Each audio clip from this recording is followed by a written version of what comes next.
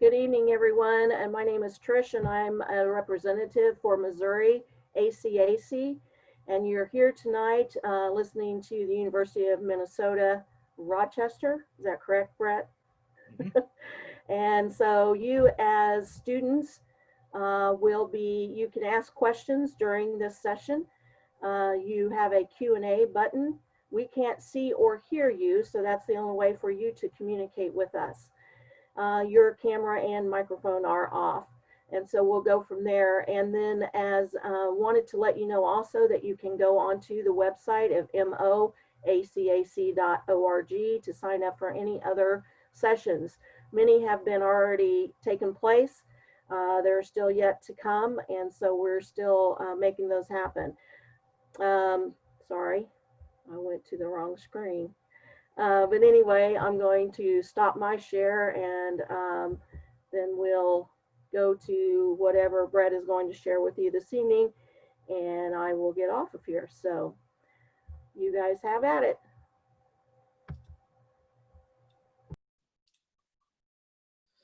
All right. So thank you, everybody, for coming to listen to tonight's presentation. Again, my name is Brett Hartnagel. I am the Director of Admissions with the University of Minnesota Rochester. And so tonight what we'll do is talk a little bit about the university, what we focus on, and then go into some of the admissions requirements for those of you who are planning on applying this year. If at any point you have questions, please feel free to put those in the chat and we'll take a look at those at the end. So this will be about a 30-minute presentation, and then we'll allow some time for Q&A at the end. So the University of Minnesota Rochester. We are part of the University of Minnesota system. The University of Minnesota system is a 5-campus system. It consists of the Twin Cities campus. Most of you who are familiar with University of Minnesota and the Gophers are usually thinking about the Twin Cities campus. Our other campuses include Duluth, which is in the northeast part of the state. They're kind of our medium-sized campus in the system. Morris, which is kind of west of the cities, and that is our liberal arts campus. Crookston, which is in the northwest part of the state, and that focuses on agriculture. And then Rochester. And we are about an hour and a half, even though the 2 block M's look pretty close together. We're about an hour and a half south of the Twin Cities campus. And we are the newest campus in the system. We were started from scratch, and we started back in 2006 and officially opened our doors in 2009. The city of Rochester is now the 3rd largest city in the state of Minnesota, behind Minneapolis and St. Paul. So the reason for the growth of the city of Rochester is because of what the city is known for, which is healthcare. The city is home to the Mayo Clinic. The Mayo Clinic is the #1 hospital system in the United States. It is continually ranked among some of the best hospitals in the world, and their headquarters is in Rochester, Minnesota. So with that, Rochester sees roughly about 2 to 3 million visitors each year. So we are growing as a city, and with that, the University of Minnesota wanted to have a campus here. And since we're known as Med City, they wanted to have that campus focus solely on health sciences and healthcare. There is a growing population of healthcare providers that is going to retire soon. They're getting to the age of retirement. The pipeline of healthcare providers coming into Minnesota is not coming in fast enough. And so there's a big push and a big demand for more healthcare providers, especially these days. With COVID-19 and the pandemic, there's certainly an increased need for more healthcare providers. Rochester, Minnesota is not just all about healthcare. There are also lots of fun things to do in the city, especially for those of you who are outdoor enthusiasts. There's a lot of great parks and lakes and trails and great hiking spots all around southeast Minnesota. But like I said, we're about an hour and a half from the cities. So if you wanted to catch a Twins game or a Vikings game, or if you wanted to see the Gophers play, if you want to see a concert or a theater, it's only about an hour and a half away. So as I mentioned earlier, we did officially open our doors in 2009, which makes us one of the youngest institutions in the country. We were really one of the only four-year public universities that was established in the 21st century. So we like to think of ourselves as a modern university. Because we just recently opened, we are still growing as a school. Currently, our enrollment is just over 900 students, so we are a small school, and we are planning on staying small. Our goal is to get to no more than 2,500 students in our maximum capacity, but we won't grow until we've continued to meet our student experience. We have a student experience that allows for small classroom sizes. Average class size is 11 to 1. Oh, sorry, the ratio is 11 to 1. The average class size is about 23 students per class. But not just we have a small faculty to student ratio, but we have a small advisor to student ratio as well. The national benchmark for advisors to students is about 200 to 300 students per advisor. UMR has 80 students per advisor. So we very much value this small personalized relationship that you'll have with both faculty as well as your support staff. So as we continue to grow, we're going to grow our staff, we're going to grow our faculty, we're going to grow our space. This past year, we opened up our third building on campus, which is called One Discovery Square. One Discovery Square is a partnership between UMR, Mayo Clinic, as well as other health tech companies. So we do share all of our space in downtown Rochester with either Mayo Clinic or some of the other health entities in Rochester. In terms of student body, we're about 80% from Minnesota, 20% out of state. Most of our out-of-state students are from the Midwest. As well, we're 42% students of color, we're 40% first generation, and 40% Pell eligible. So we are very much representing the underrepresented students, with about 65% of our total student body being quote unquote underrepresented. We're continuing to become a more diverse campus each and every year, and we're proud to have one of the best diversity ratios in the entire University of Minnesota system. Okay, so we're focusing on healthcare, but what are the majors? That's always the biggest question, and we have a very unique answer to that in the sense that we chose not to have a biology major, a chemistry major, a physics major, a biochemistry major. If you're interested in going to medical school or pharmacy school or dental school or getting your degree in another or a career path in health sciences, whether you major in bio or chem or biochem, it does not really matter. The real main focus is, do you have your prerequisites for graduate or professional school? Do you have the entrance exam complete? And what does your resume look like? How much experience in the field have you accomplished in your college career? So since the major does not really matter, we decided to have all students under one umbrella, one major, health sciences. And so with this major, students will be able to choose from hundreds of different career paths and not have to change their majors each and every time they change their mind. So everyone will start under the same umbrella, same major, which is health sciences. Now, of course, the big question is, what can I do with a major in health sciences? So we have looked at our graduates and we've categorized them into 6 pathways that we see most of our graduates go to that are in the health sciences major.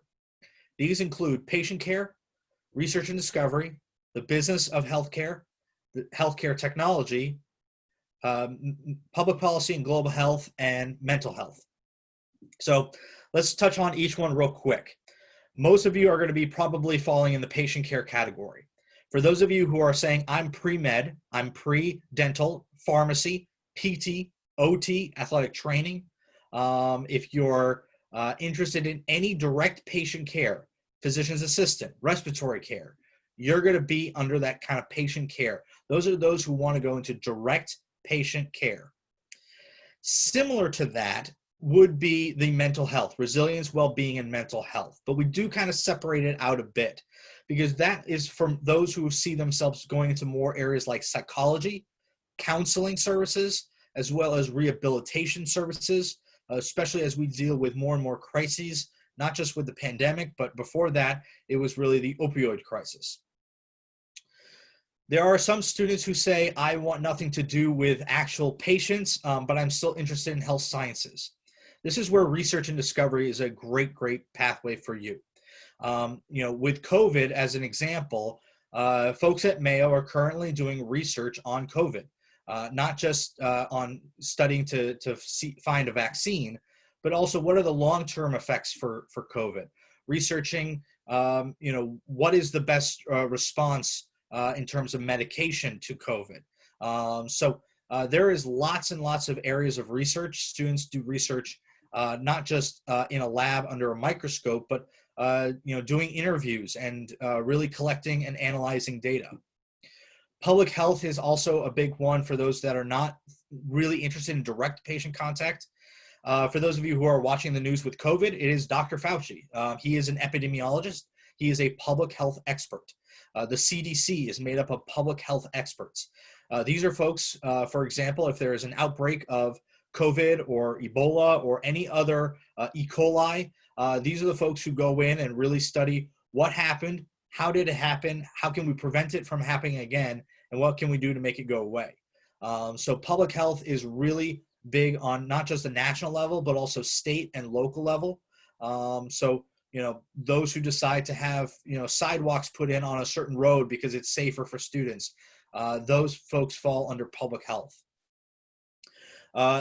Healthcare at the end of the day is a business, and Mayo Clinic is a business. So during the COVID crisis, there were individuals that had to come up with new business processes, such as where do patients check in, how do they check in, how many guests are allowed, what procedures are going to be allowed to continue on during this pandemic, which ones are considered necessary, and which ones are considered elective procedures. These are big business decisions that have to be made. And so the healthcare administration field is also a big growing field in healthcare. And then lastly, healthcare technology, not just with prosthetics and orthotics or medical devices that go either inside the body or outside the body, but even something as simple as like a Fitbit or a smartwatch.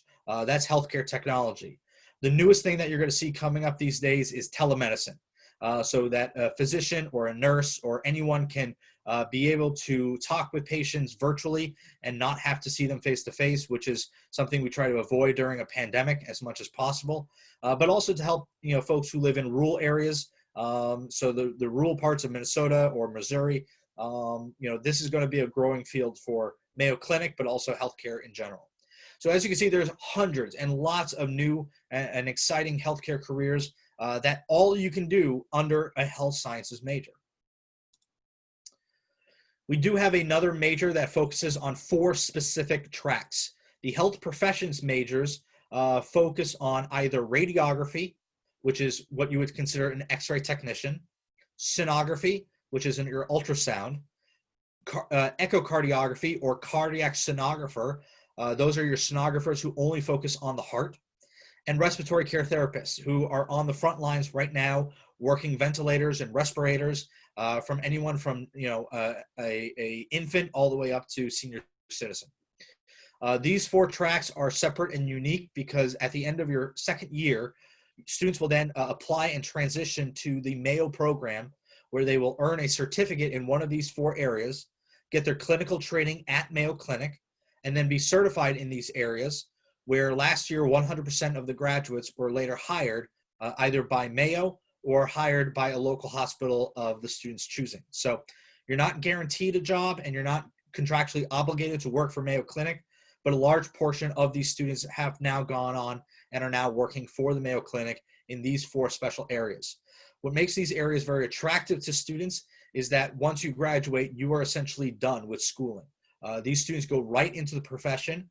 Students can go beyond these areas. So for example, with radiography, students can get an extra year of schooling and be focused on radiation therapy.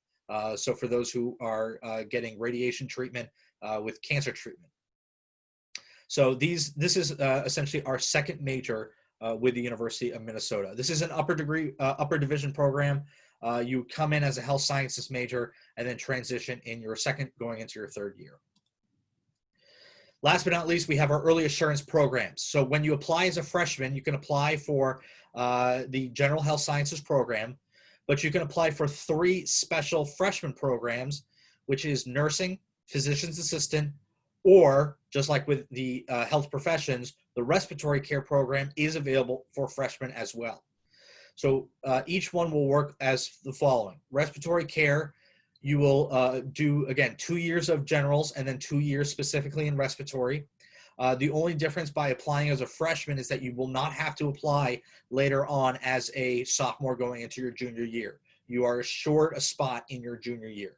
It's considered direct entry. Nursing, the nursing program is a partnership with Twin Cities, and so you'll earn your Bachelor's of Science your Bachelor's of Science in Nursing from the Twin Cities campus. All 4 years will be in Rochester with your clinical rotations at the Mayo Clinic. You'll do 1 year prerequisites with health sciences and then 3 years of nursing with Mayo. Finally, we have our PA program, and this is what we call a 3+2. So this is 3 years doing your undergraduate prerequisite program in the health sciences. And then in your 4th year, instead of doing your senior year, you're going to start PA school at the master's level with Mayo. You'll do 2 years with the master's program, and you'll earn both your bachelor's and your master's degree at the same time after 5 years total. So these 3 programs, students will apply to directly as incoming freshmen. They will interview if they're selected as a finalist. Mayo will select the final students for both respiratory and PA. UMR will select final students for nursing. It is limited access, and so we encourage students to apply as soon as possible. The deadline is December 1st for these 3 programs. If you apply for one of these 3 programs and you are not admitted, you are still eligible to be admitted under the General Health Sciences program. All students in their General Health Sciences program and with some of the other programs, when they're doing their general education, they're going to be doing that in their first couple of years. Your general education, though, at UMR is going to be slightly different in the sense that you're going to be taking all courses that are related to healthcare. So you're not going to be taking, for example, as a biology major, you might be taking plant biology as part of your major program. We don't require that. We also don't require 3 credits in an art course just so that you have an art class or an art credit to have a well-rounded education. We still believe in having general educations in lots of different areas, but we'd like to focus each one on healthcare. So besides your math and science courses, you'll be taking courses such as psychology, sociology, ethics, writing, and, psychology, sociology, ethics, writing, and public speaking. These are kind of the key areas we feel that make for good healthcare providers. In your last 2 years, this is when we focus on getting you ready for the next step, which culminates with your capstone experience. All health science students will be doing their capstone in their senior year, and this is where it's built in time for you to go out and really explore your future career path. You could do a shadowing experience, an internship, a research project. You could do volunteering. Some students will travel up to the Twin Cities and earn a minor. Students have earned minors through us in areas like nutrition, neuroscience, pharmacology, public health, Spanish. We also have students who earn a minor in non-healthcare related fields like sociology and anthropology. Now, if you're doing nursing, PA, and respiratory, your program is going to be counted as well as your capstone. So you won't need to do a capstone separately. But if you're just in the general health sciences program, each student will be doing a capstone at the end. It's not to say that you have to wait until your capstone year in order to do all of these extracurricular activities. Students are able to be mentored, have volunteer hours, shadowing experience, and even starting to do research as early as their freshman year. And we certainly encourage it. What the capstone does, it just allows you to have the time without having a full class schedule as well. So who is going to help guide you through all of this? Well, a lot of universities will have academic advisors, and then you'll have a separate career advisor. And if you're in an honors program, you'll have a separate honors advisor. Or if you're in a special living learning community, or if you're in a special program, you may have another advisor for that. So we decided to have everyone kind of be as one advisor. and we call them student success coaches. They're both your academic advisor, your career advisor, they're like your life coach if you ever have any issues with family or with your roommates or whatever it may be. But they're the person that really is going to be in your corner. And again, I went to a university that had 800 students per advisor down in Florida. I only knew my advisor twice. I only saw my advisor twice. Once to sign my major form and once to sign my graduation form. I did not get a real person to help guide me in anything that I was hoping to achieve. Here you will have a person in your corner guiding you each and every step of the way, making sure that any opportunity that you're interested in, that they help gain that for you. Students are averaging about 12 to 15 touch points. That can be an email, a text message, or an in-person meeting with their coach throughout the year. And so it's a valuable relationship, especially towards the end when you're starting to think about needing references and letters of recommendation. So where do our students go after graduation? Well, here's a list of some of the universities that our students have gone to for both graduate and professional school. We do have to let students know that if they're interested in something such as medical school, there are only 3 medical schools in the state of Minnesota. Mayo Medical School is one of the smallest in the country. Duluth Medical School is focused on family medicine. So for most of our students, it's either Twin Cities or they'll look outside the state. Many choose to stay within the Midwest, whether it be Wisconsin, Iowa. Some have even gone down to Kansas City. But we do encourage our students to look outside of the state for more opportunities. But students will typically go to both either graduate or professional school, but it doesn't mean that they have to go right away. A lot of our students will do gap years in order to earn more experience, also earn some more money to help pay for it, and sometimes they'll use that time to study for the exams, such as the MCATs. So that's more on the academic side. UMR, of course, does have a student life size. Even though we are a little bit smaller, UMR does have clubs and organizations. We have student government. A lot of our organizations are focused on cultural, philanthropy. We have a few religious organizations, some in the arts, some in intramural sports. Unfortunately, UMR does not have NCAA Division I, II, or III athletics, but we do have intramural sports. Volleyball is our biggest sport, as well as basketball, soccer, as well as pickleball. We do have a very active student body. Students do also like to participate in study away, as well as other activities. We do have housing on campus. 318 Commons is our living and learning facility. All freshmen are required to live on campus their first year.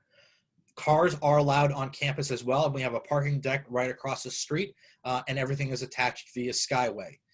For those of you who have never been to downtown Rochester, everything is connected via Skyway or underground walkway, which is a subway system.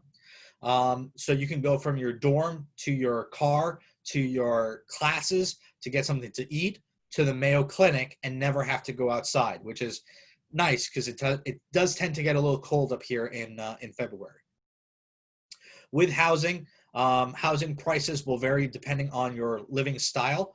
You can either share a bedroom, have your own bedroom, or have your own bedroom and private bathroom. No more than 4 people will be in an apartment style. Each one has a full kitchen. So we're talking a fridge, stove, oven, microwave, granite countertops. You will need to provide any on countertop items like a Keurig, or if it's a blender or a crock pot. But every other major kitchen appliance is provided. Those are necessary because we unfortunately do not have a dining hall. So all students will be making their own meals. There are 50 plus restaurants in downtown Rochester, but we don't encourage students to eat out every night. The grocery store Hy-Vee does deliver to campus once a week for free. As well, we have Target, Walmart, and Sam's Club and other areas where if you want to stock up, you can. There are washer dryers in every unit, so students don't have to leave their apartment to wash their belongings. So there's also no laundry facility. Everything is right there in the unit. So housing is such a great luxury that we have on campus. All right, so let's touch base a little bit about admissions and the admissions requirements. First and foremost, we look at a holistic review. What that means is that you are not simply judged and reviewed on your GPA and test scores. It's not that you meet a minimum and you're admitted, and if you don't, you're denied. We look at the entire student file. We look at your short answer questions that you've answered. We look at your resume. We look at any extracurriculars that you've done. What courses have you taken? What level did you take those courses at? What your class rank are. So we look at a lot of different factors. It's to really get to know you. The two big things that we're trying to look at in the admissions process is this. One, are you capable of handling a math and science curriculum, a STEM-based curriculum? All students are going to start at either college algebra or higher, and at a minimum chemistry. We don't have remedial courses, so all students have to be at least at college algebra level and at college chemistry level. That's the first thing. The second thing we're going to look at is, are you really interested in the health sciences? If you're thinking about, I'm interested in helping people and going into the health sciences, but I'm not sure exactly what area, that's okay. But what we run into trouble with is if you're looking at the health sciences and looking at areas like business or architecture or dance.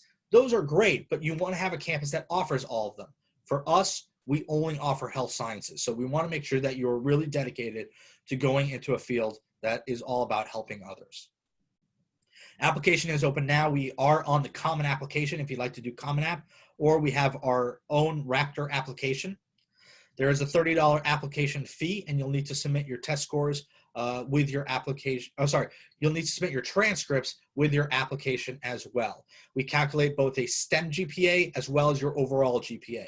So your STEM being your math and science grades. Test scores this year, optional. We are not requiring the ACT or SAT this year. We do have what's called the Passion for Healthcare Statement. The Passion for Healthcare Statement is the scholarship question on the application. So what is your passion for healthcare? We want to know the whole story from early on all the way on up. Letters of recommendation are also optional.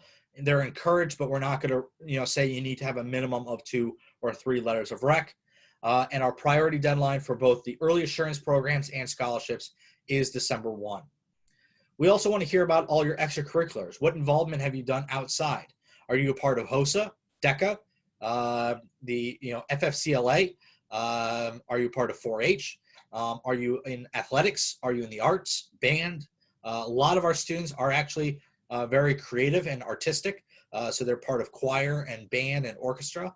A lot of athletes as well amongst our student body as well. So we want to hear about all of these activities. Did you shadow anywhere? Have you interned anywhere? Do you have your CNA license?